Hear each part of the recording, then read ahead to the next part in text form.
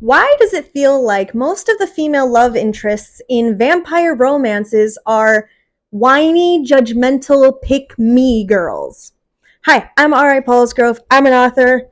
I wrote a book, and this girl in the middle, her name is Rianne. She is my female love interest to Quinn, and I wanted to take the female human love interest to a supernatural being trope and kind of mess with it. So let's get into it. I notice a lot of times with female love interests to a vampire or a supernatural creature, they are pick-me girls.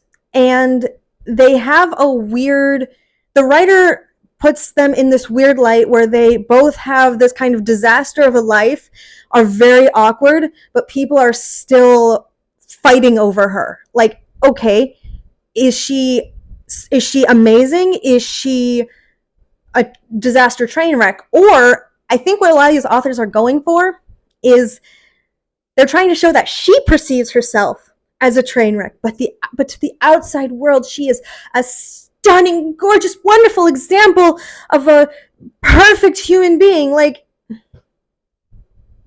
okay, I don't really get that, but okay. I mean, if you look at the way a lot of these love interests interact with other people, they can be a little judgmental, self-centered, and yeah. And I also noticed that they try to show her as innocent. However, sometimes they try to not show her as innocent, or they try to show her as a little edgier, where it's like she can like knock back 5 shots of whiskey or alcohol. I don't know, because I don't drink that much. I have a very low alcohol tolerance, so if I drink like 1 martini, I am just gone. I know it's pathetic. I know, I'm Russian. I should be able to handle my liquor, but here we are. Anyways. So, yeah, you might have kind of a love interest who's kind of edgy, and maybe when the supernatural guy is like, ooh, I like you, I'm a scary creature, why you need to be afraid of me, and she's just like, I'm not afraid of you, I'm an independent woman, and you can't tell me what to do. And then like a couple chapters later, it's like he's telling me what to do and I'm weirdly attracted to it. Like, okay. And then it comes, hey, I'm really rich and I could give you immortality. And then she's like, oh my gosh, I love you so much. Yes, dominate me, daddy. Like, it goes from I'm a strong, independent woman to, ooh, I kind of like this, to, oh my God, dominate me. Okay, listen, if you want a strong, independent female character, fine. But try to keep her character consistent and don't let that change. Sorry, just making sure my microphone's still on because I'm paranoid. I got a new one. Anyways, so if you want a strong female character, keep her character consistent in that. Don't make her suddenly become the perfect sub because Vampire Daddy is rich and domineering and can offer her immortality. That doesn't. Ugh. So here's what I did with my character, Rianne. For starters, she cusses a lot. She swears like a sailor. Second, she's not a perfect goody two shoes. She, in my book, in book 1, she does a few things that are questionable. She does a few things that, are not okay. She also does some things that are not in line with, I guess, everyone's morals. Let me explain. There is a bit of a plot twist where she kind of shows herself to be a bit like Quinn. I'm not going to tell you any more about that. But basically, she's not the goody two shoes that you often see in this role. So yeah, so she cusses.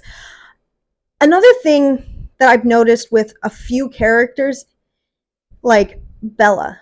Let's just put it out in the open. Bella. Bella, I feel like Bella Swan was written with some serious mental illnesses, but those mental illnesses are never blatant. They're never really addressed as a bad thing. And I know a lot of young girls identify with Bella because it's like, oh my God, she has mental health issues. I have mental health issues. Okay, but you do realize that that's something that you need to get help for, right? It's something that therapy can help with. And it's not about trying to fit you into a box, it's about mental health. I'm someone who has mental health issues, so let's talk about that. My mental health, it makes me suffer. It's not cute, it's not quirky, it's not something that can be just like, ooh, brushed off to the side, cutesy wootsy, ooh, I'm so quirky. No, it's stuff that can genuinely cause harm, not to myself, but to others. And I have to manage that. And it just feels like with some of these characters, especially with Bella, these mental health issues that she has, it's just a cute quirk. It's not. So back to Rianne. Rianne has some mental health issues, but she recognizes them as mental health issues. And she is actively working to make herself better so she doesn't hurt innocent people. Okay? Another thing that I notice with a lot of these female characters is that they don't advocate for themselves. They don't tell the guy what they want. The guy will just be like, I bought you this dress. I know nothing about you. And she looks at it and she's like, I've never worn anything like this in my life. I never would wear any of this, but Daddy Vampire Dominant says I have to wear it, so I'm gonna wear it. Oh my gosh, I love it because he thinks I'm so sexy. I feel fulfilled. Like, can we not? Can we not? Oh God, it's obnoxious. And again, a lot of these vampire romances, it's not an overt dominant submissive. Like, it's not written where it's supposed to be that way, but that's just how it kind of comes out and how it comes across. And sometimes the thing that I hate most is when you see these strong independent women who are doing their best to make a living, how they become little dress-up dolls and they're happy with it. Like, that's a good thing. It doesn't make sense. Make it make sense. So Rianne, one of the things I do with her is I don't change her wardrobe. And whenever Quinn buys her something, it's either something she picked out, or when he buys her something, it's like, do you feel comfortable in this? Do you like it? It's never like, oh, I think you look gorgeous in it. And she's just like, I'm so shy. I don't know. Oh, you like it. I'll get it if you like it. No. Also, Rianne advocates for what she wants. Rianne says no to Quinn, and Quinn accepts it. Now, I want to make a point about this. A lot of times when I read these books, the girl will seem scared and kind of intimidated, which, okay, I understand. Sometimes that can be sexy and thrilling, like having, that sense of danger. It can be arousing sometimes. I get that. But the way these things are written, it's not as much as a, ooh, I'm so aroused right now. It's like, I'm so aroused, but also I might die. And it's not written in a way where the woman feels aroused and sexy fun afraid. It's she's aroused, but also like, if I don't do as he tells me, I'm going to die. Don't. So one of the things I do with Quinn and Rianne is I make sure that Quinn works really hard to make sure Rianne feels safe enough to say no to him. Why do I do this? Because he actually cares about her. He doesn't just want to own her. He doesn't want to possess her. He wants her. He wants her smile. He wants the way she laughs. He wants to see her happy.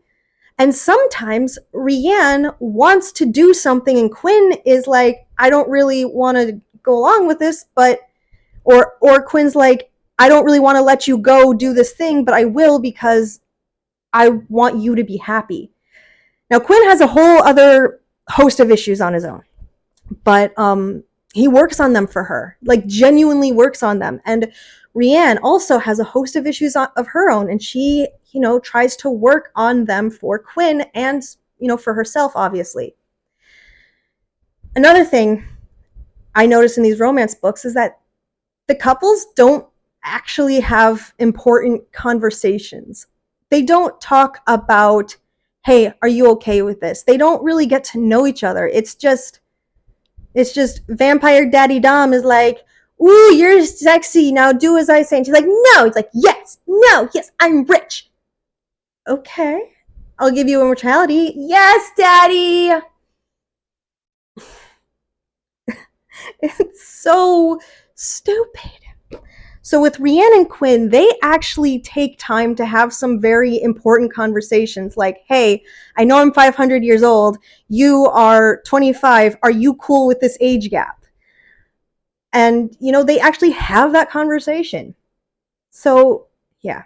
Another thing with Rianne is I try to make her someone who is not perfect. She definitely has flaws, and those flaws are put right on the page. And I also have people respond accordingly to those flaws. Because a lot of times, I can't talk. Because a lot of times what I'll see is female lead can do something absolutely atrocious to her friend or something really mean or say something mean, and it's just, it's such a cute little misunderstanding. And she suffers no consequences for what she says or does. That's not... Just because she doesn't suffer consequences doesn't mean she's not being a bitch. So, yeah. I think that's mostly everything. And yeah. Thanks for watching. If you guys are interested, this is available on Amazon, and it is available online at Barnes & Noble, and it is also available for free on my Dead Soul store. I will leave a bunch of links in the description, and thank you so much for watching.